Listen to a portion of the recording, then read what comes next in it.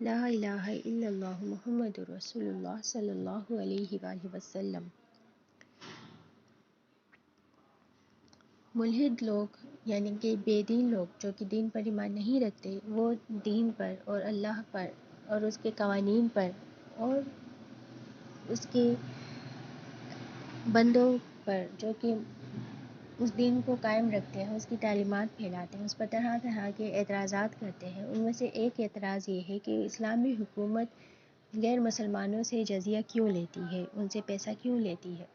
تو ان کا اعتراض ہوتا ہے کہ مسلمانوں کے خلیفہ اپنے لوگوں کے لیے تو ٹھیک تھے، لیکن دوسرے مذہب کے لوگوں کے لیے ظالم تھے، وہ ان سے زبردستی جزیہ لیتے تھے، اور اگر وہ جزیہ نہیں دیتے تھے تو مسلمان ان سے جنگ کرتے تھے یا ملک سے نکال دیتے تھے۔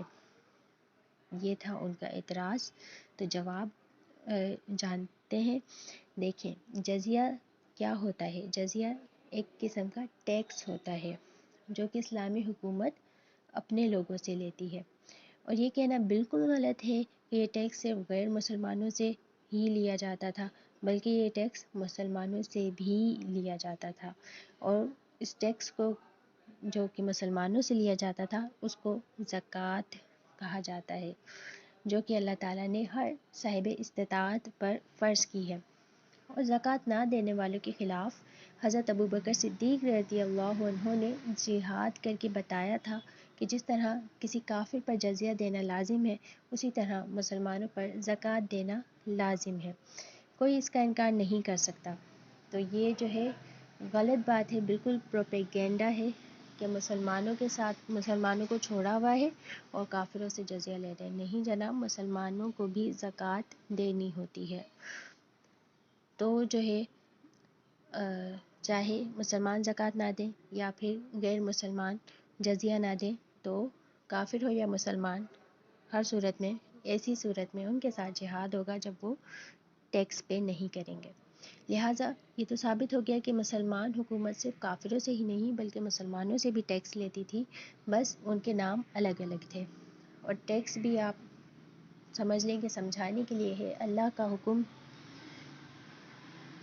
فالو کیا جاتا ہے کہ مسلمانوں سے زکوٰۃ لینی ہے، غیر مسلمانوں سے جزیہ لینا ہے۔ ٹھیک ہے، یہ بات بھی ذہن میں رکھیں کہ جس طرح زکوٰۃ صرف صاحب استطاعت لوگوں پر فرض ہوتی ہے، اسی طرح جزیہ بھی صرف صاحب استطاعت لوگوں سے ہی لیا جاتا تھا۔ صحابہ کی فوج جب کسی علاقے میں جنگ کے لیے جاتی تو ان کے حکمران یا ان کی فوج کے جنرل کے سامنے 3 باتیں رکھی جاتی تھیں: ہم آپ کو اسلام کی دعوت دیتے ہیں، آپ لوگ اسلام قبول کر لو، ہم سب اس دنیا میں اللہ کے قانون کے تحت رہتے ہیں۔ نمبر 1 بات۔ نمبر 2 بات، اگر آپ اسلام قبول نہیں کرنا چاہتے تو آپ اپنے مذہب کے مطابق رہ سکتے ہیں، لیکن بدلے میں آپ ہمیں جزیہ دیں گے۔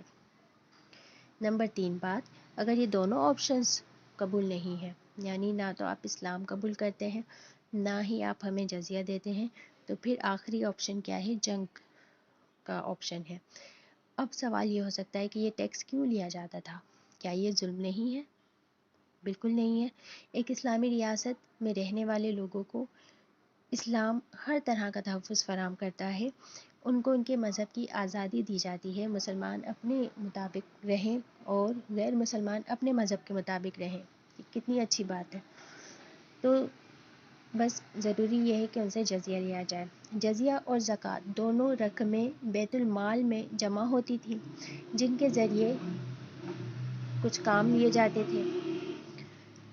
بیت المال کی اس رقم کو کیا کرتی تھی اسلامی حکومت کہ وہ اسلامی حکومت جس کے اندر لوگ آزادی سے جی رہے ہیں، اس کی سرحدوں پر کھڑی فوج کو تنخواہیں دی جاتی تھیں۔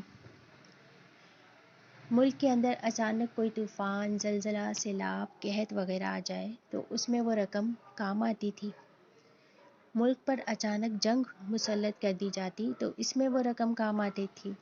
ملک کے اندر حکومتی کام کرنے والے لوگوں کی تنخواہیں، پولیس کا محکمہ جو حضرت عمر رضی اللہ عنہ نے قائم کیا تھا، اور قاضی وغیرہ اور دوسرے محکمے، تو ان سب کی تنخواہیں دی جاتی تھیں۔ ملک کے اندر رہنے والے غریب، مسکین، یتیم لوگوں کے اخراجات دیے جاتے تھے۔ اس کے علاوہ ایسے بہت سارے مسائل تھے جن کے لیے بیت المال سے رقم لی جاتی تھی، اور یہ ایسا بہترین نظام ہے جس کی وجہ سے اسلامی ریاست میں رہنے والوں نے وہ وقت بھی دیکھا ہے جب آدھی سے زیادہ دنیا پر پھیلی ہوئی اس ریاست میں زکوٰۃ دینے کے لیے کوئی غریب شخص نہیں ملتا تھا۔ اب یہ دیکھ لیں کہ یہ تمام سہولیات اسلامی ریاست میں رہنے والوں کو مل رہی ہے، چاہے وہ رہنے والے مسلمان ہیں یا غیر مسلمان، سب کو مل رہی ہے، اور بیت المال سے سب کو فائدہ مل رہا ہے۔